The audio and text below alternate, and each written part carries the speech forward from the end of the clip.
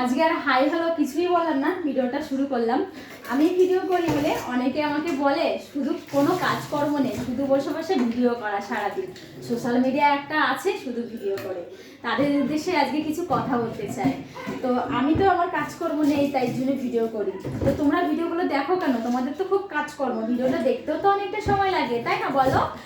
তো এমন ধরনের সমালোচনা হয় যারা যারা আমাদের মতন ভিডিওতে মানে সোশ্যাল মিডিয়াতে কাজ করো, তাদের কিন্তু এমন বাজে বাজে কমেন্টেরও সামনা, যেমন খুব সুন্দর সুন্দর কমেন্ট আসে তেমন কিন্তু বাজে বাজেও কমেন্ট আসে। তাদের উদ্দেশ্যে আজকে এই কথাটা বললাম যে তোমরা যখন ভিডিওটা পোস্ট মানে দেখো তখন কি তোমাদের সময় লাগে না?